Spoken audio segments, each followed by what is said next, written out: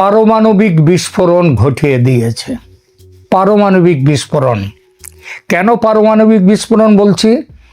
কারণ আপনারা জানেন পারমাণবিক বিস্ফোরণ প্রথম হয় সেটা দ্বিতীয় বিশ্বযুদ্ধের সময়। আপনারা জানেন হিরোশিমা এবং নাগাসাকিতে জাপানে পারমাণবিক বিস্ফোরণ ঘটেছিল।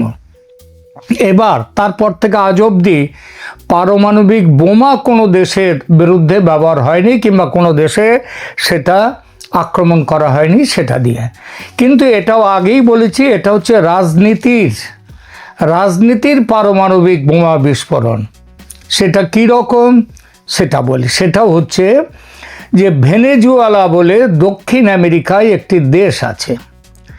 এই দেশের যে রাষ্ট্রপতি মাদুরো, তাকে সেই দেশে আক্রমণ চালিয়ে, রাতের অন্ধকারে আক্রমণ চালিয়ে তাকে তার রাজপ্রাসাদ থেকে দখল করে, মানে কিডন্যাপ করে, বাংলা কথা হচ্ছে কিডন্যাপ করে নিয়ে চলে গেছে আমেরিকা। একা তাকে নিয়ে যায়নি, নিয়ে গেছে তাকে এবং তার স্ত্রীকে। তো এইবার আমাদের সেই ঘটনা যে কেন কি ঘটলো, কেন এটাকে পারমাণবিক বোমা বিস্ফোরণের মতো বলছি, সেই ঘটনাটা এইবার একটু ব্যাখ্যা করব আপনাদের সাথে। প্রথমে ভেনেজুয়েলা দেশটার একটা পরিচয় দিই। ভেনেজুয়েলা আগেই বলেছি এটা দক্ষিণ আমেরিকার একটি দেশ, এবং দক্ষিণ আমেরিকার 6th লার্জেস্ট কান্ট্রি হলো ভেনেজুয়েলা, মানে 6ষ্ঠ বৃহত্তম দেশ। এর আয়তন হচ্ছে 9,16,445 বর্গ কিলোমিটার। এটা আয়তনে একটু সহজ হিসেব করে বুঝিয়ে দিই। বাংলাদেশের মোট আয়তন হচ্ছে 1,48,460 বর্গ কিলোমিটার, আর ভেনেজুয়েলার আয়তন 9,16,445 বর্গ কিলোমিটার। অর্থাৎ আয়তনে ভেনেজুয়েলা বাংলাদেশের 6 গুণ বড় একটা দেশ। এইবার এখানে কার সেই প্রেসিডেন্ট, কাকে নিয়ে যাওয়া হয়েছিল, কাকে নিয়ে গেছে আমেরিকা কিডন্যাপ করে? তার নাম হচ্ছে নিকোলাস মাদুরো। নিকোলাস মাদুরো 2013 সালের এপ্রিল মাস থেকে ওই দেশটার প্রেসিডেন্ট। তার পূর্বসূরি ছিলেন কি বিখ্যাত মানুষ হুগো চ্যাভেজ। তার মৃত্যুর পরে তিনি ক্ষমতায় আসেন। মাদুরো 2013 সালে নির্বাচনের মাধ্যমে ক্ষমতায় এলেও সেটা কিন্তু সঠিক নির্বাচন ছিল। তার পরবর্তী নির্বাচনগুলো 2018 এবং 2024 চরম বিতর্কের মুখে পড়ে। বিতর্ক তুলেছিল কারা? আমেরিকা তুলেছিল মুখ্যত। বিশেষ করে 2024 সালের জুলাই মাসের নির্বাচনে ও দেশের বিরোধী দলগুলো এবং আন্তর্জাতিক পর্যবেক্ষকরা ওই নির্বাচনে ব্যাপক কারচুপির অভিযোগ তোলেন, এবং তখন থেকেই যুক্তরাষ্ট্র বা আমেরিকা এই সরকারকে ভাঙার চেষ্টা করছে এবং তাকে মাদুরোকে প্রেসিডেন্ট হিসেবে স্বীকৃতি দিতে অস্বীকার করেছে। অনেকটা বাংলাদেশের শেখ হাসিনা সরকারের সাথে কি মিল খুঁজে পাচ্ছেন? এইবার দেখুন, শেখ হাসিনাকে সেখানে তার বিরোধিতা করলেও তাকে সরাসরি আক্রমণ করে যেভাবে মাদুরোকে তুলে নিয়ে গেছে ভেনেজুয়েলার প্রেসিডেন্টকে আমেরিকা, সেটা করতে সাহস পায়নি। এই জন্যে, আর তখন তো প্রেসিডেন্ট ট্রাম্প তো তখনও ক্ষমতায় ছিলেন না, তিনি ক্ষমতায় থাকলে হয়তো সেটাও করে ফেলতেন, কিন্তু সেটা তিনি করেননি, কারণ তখন বাইডেন ছিলেন ক্ষমতায়, ডেমোক্র্যাটরা। তারা ট্রাম্পের মতো এই দ্বিতীয় বিশ্বযুদ্ধের পর এমন একটা ঘটনা ঘটিয়েছেন ট্রাম্প, এমন ঘটনা ঘটাবার সাহস, ক্ষমতা, ইচ্ছা তাদের কিছুটা রাজনীতি অন্তত বাধা দিত। যাই হোক, তার জন্য শেখ হাসিনা ক্ষমতাচ্যুত হয়েছেন, কিন্তু তিনি অন্তত চলে আসতে পেরেছেন ভারতে। ভারত তার পাশে ছিল। আমেরিকার সঙ্গে এই যে ভেনেজুয়েলার দ্বন্দ্বটা, এটা দীর্ঘদিনের। এটা দ্বন্দ্বের মূলে কি আছে? মূলে ওই সমাজতন্ত্র বনাম পুঁজিবাদ ওগুলো পুরনো কথা, ওগুলো নিয়ে আমেরিকাও এখন মাথা ঘামায় না। আর ওই সমাজতন্ত্র নিয়ে যেসব দেশ বলে তারা সমাজতন্ত্রের দেশ, তারাও সমাজতন্ত্র নিয়ে মাথা ঘামায় না। ওটা একটা জব্বা পড়তে হয়, আলখাল্লা পড়তে হয়, সেই আলখাল্লার মতো আমেরিকা পুঁজিবাদ, আর অন্য কয়েকটা দেশ তারা আবার বলে তারা সমাজবাদ, তারা কমিউনিস্ট কান্ট্রি বলে নিজেদেরকে। তো সমাজতন্ত্র বনাম পুঁজিবাদের লড়াই নয়, আসল লড়াইটা হচ্ছে তেলের সম্পদ। ভেনেজুয়েলায় বিশ্বের বৃহত্তম তেলের মজুত রয়েছে, বিশ্বের বৃহত্তম, ওই আরব দেশগুলোর থেকেও অনেক বেশি। তার পরিমাণ কত? 300 বিলিয়ন ব্যারেল, 300 বিলিয়ন ব্যারেল। আর ডোনাল্ড ট্রাম্পের বক্তব্য কি? ডোনাল্ড ট্রাম্পের বক্তব্য হচ্ছে ভেনেজুয়েলার যে তেল, ওর মালিক আসলে আমেরিকা। কেন আমেরিকা? তেলটা কি আমেরিকার যে জায়গা অবস্থান, আমেরিকা দেশের মধ্যে কোনো জায়গায়? তা নয়। তার দাবি হচ্ছে ডোনাল্ড ট্রাম্পের যে ভেনেজুয়েলার যে তেল, ওটা আবিষ্কার হয়েছে এবং সেটা আবিষ্কার এবং উত্তোলন শুরু হয়েছিল আমেরিকার মেধা এবং পরিশ্রমে। অর্থাৎ আমেরিকা ওটা আবিষ্কার করেছিল, প্রথম খুঁজে পায়, তারপর আমেরিকা তার পাইপলাইন বসিয়ে সেগুলোকে তোলার ব্যবস্থা করেছিল। অতএব ওর মালিক হচ্ছে আমেরিকা। সেটা ভেনেজুয়েলার মধ্যে থাকলেও তার মালিক আমেরিকা। এবং আমেরিকার ট্রাম্প বলছে যে ভেনেজুয়েলা তাদের নিজেদের যে দেশ, সেই দেশ থেকে যে তেল তুলছে, সেই তেল আসলে চুরি করছে ভেনেজুয়েলা। তার মতে মার্কিন কোম্পানিগুলো ভেনেজুয়েলার তেল উত্তোলনের দায়িত্ব নিলে সেটা নাকি বিশ্বের পক্ষে ভালো। আমার দেশের তেল আমি কাকে বিক্রি করব, কে তুলবে, সে দায়িত্ব তো আমার। কিন্তু আমেরিকার কথা হচ্ছে না, ওর তেল আমি তুলে আমি বিক্রি করব, আমি ব্যবসা করব, সারা পৃথিবীর লোক খুশি থাকবে। এই হচ্ছে আমেরিকার বক্তব্য। আর মাদুরোর বিরুদ্ধে আর কি অভিযোগ? এটা তো সরাসরি, এটা বললেও অনেকেই আবার উল্টো কথা বলতে পারেন, কি তাহলে আমেরিকার সম্পদ তো তাহলে অন্য যে কেউ নিয়ে নিতে পারে। সুতরাং তিনি আর একটা অভিযোগ তুলেছেন, সেটা হচ্ছে মাদুরোর যে প্রশাসন, সেটা নাকি মাদক পাচার, যেটাকে বলা হয় নার্কো টেররিজম, সেই দুর্নীতির সঙ্গে যুক্ত। মাদক পাচার পৃথিবীর সব দেশেই কম বেশি চলে, তবে সেখানে সরকার যে জড়িত থাকে তা নয়। খুব সামান্য কিছু দেশের সরকারি পৃষ্ঠপোষকতায় মাদক পাচার চলে বটে, যেমন পাকিস্তান রয়েছে, যেমন আফগানিস্তান, যেমন আরও কিছু আরব দেশেরও মধ্যে রয়েছে এইসব ব্যাপার। তবে ভেনেজুয়েলা সেই দলে আছে, এর কোনো প্রমাণ আজ অবধি আমেরিকা দিতে পারেনি। আসল উদ্দেশ্য ঢেকে রাখার একটা ক্যামুফ্লেজ, বা সেটা হচ্ছে এটা হচ্ছে ওই মাদক পাচারের গল্পটা হচ্ছে একটা ক্যামুফ্লেজ আমেরিকার তেল দখল করার জন্যে। আসল উদ্দেশ্য ভেনেজুয়েলার তেলের সম্পদকে দখলে নেওয়া। আর এই উদ্দেশ্যে আমেরিকা কি করেছে? আমেরিকা করেছে গতকাল 3রা জানুয়ারি ভোর রাতে আমেরিকা প্রেসিডেন্ট নিকোলাস মাদুরোকে আটক করেছে। আটক বলবো না, এটা আটক নয়, এটা কিডন্যাপ করে নিয়ে চলে এসছে। কিসের জোরে? একটা অত্যন্ত নাটকীয় এবং আমেরিকার সামরিক শক্তি নির্ভর ছিল সেইটা। ঘটনাটা ঘটেছে, আগেই বলেছি, গতকাল 3রা জানুয়ারি 2026 শনিবার ভোর রাতে। স্থানীয় সময় আনুমানিক রাত 2টোর দিকে এই অভিযান শুরু হয়। নিকোলাস মাদুরো এবং তার স্ত্রী সিলিয়া ফ্লোরেস, মানে আচ্ছা বলুন তো, মাদুরোকে নয় গ্রেপ্তার করলো, নিয়ে এলো, আটক করলো, তার বউকে, তার স্ত্রীকে কেন নিয়ে আসা হলো? নিয়ে আসা হলো একটাই কারণ, আমেরিকা মনে করেছে তাই নিয়ে আসা হলো। তা সেখানে তাদেরকে কোথায়, ভেনেজুয়েলার যে রাজধানী কারাকাস, সেই কারাকাসের চারদিকে পাহাড় দিয়ে ঘেরা একটা অঞ্চল, এলাকা বড়, অত্যন্ত, তার মধ্যে অত্যন্ত সুরক্ষিত একটি সামরিক কমপ্লেক্সের ভেতরে, এই কমপ্লেক্সের নাম হচ্ছে ফুয়ের্তো টিউনা, সেখানে হচ্ছে প্রেসিডেন্টের বাসভবন। এটা ভেনেজুয়েলার প্রধান সামরিক ঘাঁটি হিসেবে পরিচিত। কিভাবে এই অভিযান পরিচালিত হয়?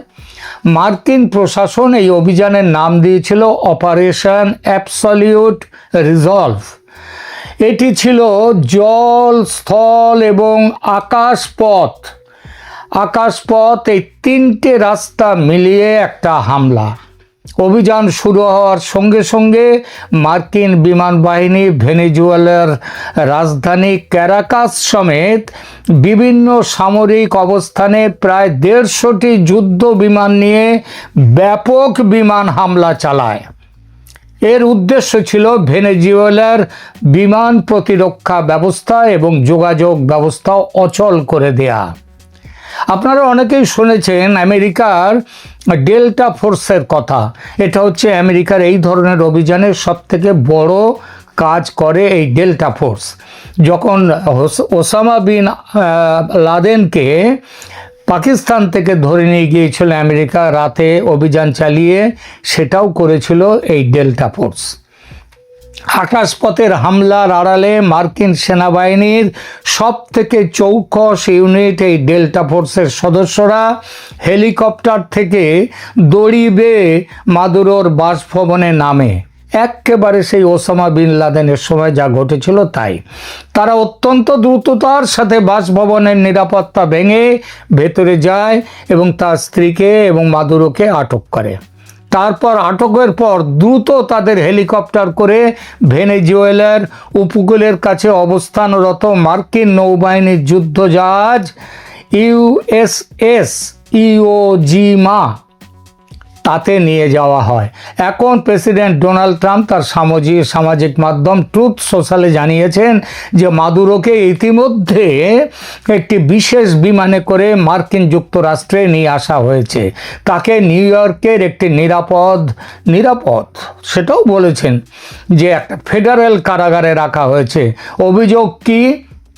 তার বিরুদ্ধে 2020 সাল থেকে ঝুলে থাকা মাদক সন্ত্রাসবাদ এবং মাদক পাচারের অভিযোগে বিচার শুরু করার প্রস্তুতি। এই ঘটনা নিয়ে বিশ্বজুড়ে চরম বিতর্ক সৃষ্টি হয়েছে। আমেরিকা বলছে এটা কোনো কিডন্যাপ নয়, এটা হচ্ছে বৈধ গ্রেপ্তার, কারণ মাদুরোর বিরুদ্ধে মার্কিন আদালতে গ্রেপ্তারি পরোয়ানা ছিল। আর সারা পৃথিবী ভেনেজুয়েলার এবং অন্যান্যদের দাবি ভেনেজুয়েলার ভাইস প্রেসিডেন্ট একে সরাসরি কিডন্যাপ বা অপহরণ বলেছে এবং একটি সার্বভৌম রাষ্ট্রের ওপর জলদস্যুদের মতো হামলা বলে অভিহিত করেছেন। রাশিয়া, ইরান এবং চীন এই পদক্ষেপের তীব্র নিন্দা জানিয়ে একে আন্তর্জাতিক আইনের লঙ্ঘন করেছে। ট্রাম্প প্রশাসনের দাবি তারা মাদুরোকে গ্রেপ্তার করে আমেরিকায় নিয়ে গেছে, কারাগারে বন্দি করেছে, তার বিরুদ্ধে আদালতে মামলা আছে। তাহলে একটা প্রশ্ন আসে যে পৃথিবীর অন্য দেশে অন্য কোনো সরকারের বিরুদ্ধে মামলা করে, ধরা যাক একেবারে উদাহরণ দিয়ে ধরা যাক যে ভারতে যদি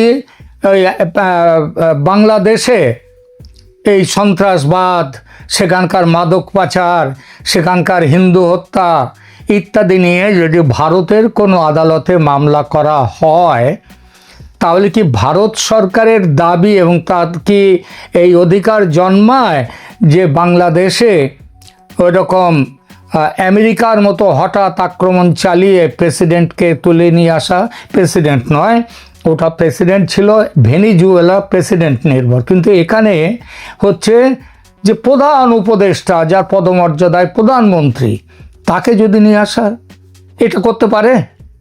দেখুন, এই কথাটা নিয়ে কিন্তু ইতিমধ্যে ভারতের সামাজিক মাধ্যম শুধু নয়, সরকারি মহলেও কিন্তু এবং প্রতিরক্ষা মহলেও কিন্তু তীব্র প্রতিক্রিয়া এবং আলোচনার সৃষ্টি হয়েছে। ঢাকার এবং এই আলোচনাটা কীরকম, ঢাকার যমুনা যেখানে প্রধান উপদেষ্টা থাকেন সেই ডক্টর মোহাম্মদ ইউনূসকে তুলে আনার কথা বলা হচ্ছে এই রকম একটি আক্রমণ করে। আমেরিকা যেভাবে ভেনেজুয়েলাকে এবং আমেরিকার যা সামরিক শক্তি এবং ভেনেজুয়েলার সামরিক শক্তি যা, তাতে যেমন আমেরিকা এটা করতে পেরেছে, ভারত এবং বাংলাদেশের সামরিক শক্তি বিবেচনার আনলে কিন্তু বলা যায় ভারতও ঠিক সেই একই কাজ একইভাবে করবার সক্ষমতা ভারতের আছে। হ্যাঁ, এটা ঠিক। এবং সেটা কি, সেটা হচ্ছে যে প্রধান উপদেষ্টাকে তুলে নিয়ে আসা, কারণ আমেরিকা তো পথ দেখিয়েছে এবং আমেরিকার বন্ধু ট্রাম্প সাহেবের বন্ধু মোদি, হ্যাঁ, বাণিজ্য শুল্কের ব্যাপারে দুটো দেশের হচ্ছে না, কারণ ট্রাম্প ব্যবসাদার, উনি ব্যবসাটা ভালো বোঝেন, কিন্তু বাংলাদেশের ব্যাপার তো তিনি মোদির ওপরে ছেড়ে দিয়েছেন। তো বন্ধুর দেখানো পথে, বন্ধু ট্রাম্পের দেখানো পথে ভারত কি ট্রাম্পের পথে ট্রাম্পের বন্ধু মোদি কি একই কাজ করবে বাংলাদেশে? ইউনূসকে নিয়ে এলে ব্যাস সব শেষ। এবং তখন তো নিয়ে আসা মানে, যেমন ট্রাম্প বলেছেন যে ট্রাম্প যে শুধু ভেনেজুয়েলার প্রেসিডেন্টকে তুলে এনেই কাজটা শেষ করেছেন তা নয়, তার সেনা, তার সমস্ত কিছু ভেনেজুয়েলার মধ্যে তার সেনা ইত্যাদি তারা ভেনেজুয়েলাতে অলরেডি ঘাঁটি গেড়েছে এবং বলেছে ভেনেজুয়েলার পরিস্থিতি স্বাভাবিক না করে তারা আসবে না। পরিস্থিতি স্বাভাবিক মানে কি, নতুন সরকার তৈরি করা। ইতিমধ্যে সেখানকার ভাইস প্রেসিডেন্টের সাথে কথা চলছে। বাংলাদেশের ক্ষেত্রেও ভারত এইটাই করতে পারে, যে কোনো মুহূর্তে একটি রাতের অন্ধকারে দিনের বেলা যখন খুশি যমুনায় গিয়ে ইউনূসকে তুলে নিয়ে আসা এবং শাহাবুদ্দিন চুপ্পু রাষ্ট্রপতি তাকে দিয়ে একটি নতুন ব্যবস্থা করা। সেই ব্যবস্থাটা কি? সেই ব্যবস্থা শেখ হাসিনাও ফিরে যেতে পারেন, গিয়ে ক্ষমতা নিতে পারেন, কারণ চারদিকে তো সেখানে বাংলাদেশে ভারতীয় সেনার দখলে তখন থাকবে। সুতরাং বাংলাদেশটাকেই তো তৈরি করে দিয়েছে ভারত, ওখানে শুধু তেল কিনে তেল তৈরি করেছে, তেলটা খুঁজে দিয়েছে বলে যদি তার উপর আমেরিকার দখল জন্মায়, তো বাংলাদেশকে তৈরি করবার জন্য বাংলাদেশের উপরে তো ভারতের দখল থাকেই, ভারতের অধিকার থাকেই। তো হ্যাঁ, একটা সার্বভৌম রাষ্ট্রের রাষ্ট্রপ্রধানকে এইভাবে বলপূর্বক তুলে নিয়ে আসা বা সেখানে কিডন্যাপ করা, এগুলো জাতিসংঘের চার্টারে বিরোধী। গুলি মারুন জাতিসংঘের চার্টারে। জাতিসংঘ কোন কাজটা করছে আজকাল? কোনো কাজ করছে? এই যে বাংলাদেশে শেখ হাসিনার সরকারের পতন হয়েছে, সেই কাজটা, সেটা তো ওই জাতিসংঘ তো তার মূল গায়েন ওই তো গেয়েছে। ওই যে ভলকার তুর্ক, তিনি তো ওয়াকারুজ্জামান সেনাপ্রধানকে দিয়ে শাসিয়েছিলেন, খবরদার যদি বিক্ষোভকারীদের ওপর গুলি চালাও তাহলে আমরা কিন্তু তোমাদের সৈন্য আর নেব না, বাংলাদেশের সেনা ফেরত যাবে, ভয় দেখিয়েছিলেন। আর ওয়াকার তো ছিলেনই সেই দলে, ভয় দেখান আর না দেখান তিনি তো ওটা করতেনই। সুতরাং বাংলাদেশ ভারতের সম্পর্ক ঐতিহাসিক, কূটনীতিক, এসব সব কিছু বলার পরেও একটাই কথা হচ্ছে যে ভারত কিন্তু সত্যি করে এই গরমে মানে আমেরিকা যা করেছে ভেনেজুয়েলাতে, এই গরমে ভারতও কিন্তু একটা কিছু ভাবছে এবং খুব কি বলবো, খুব সিরিয়াসলি ভাবছে। এই খবর চলে এসছে আমার কাছে, অত্যন্ত গোপন সূত্রে এই খবর পেয়েছি। কারণ এই মুহূর্তে ভারতও যদি এই কাজটা করে, ভারতের বিরুদ্ধে কথা বলার কেউ থাকবে না। ও দু চারটে প্রতিবাদ করবে, হয়তো আমেরিকা নিজেও প্রতিবাদ করতে পারে, কিন্তু আমেরিকা নিজে যে কাজ করেছে সেই পরিপ্রেক্ষিতে, ভেনেজুয়েলায় যা করেছে সেই পরিপ্রেক্ষিতে এই প্রতিবাদের কি আদৌ কোনো দাম আছে? নেই। সুতরাং আগামী কয়েকদিনের মধ্যে কিছু বড়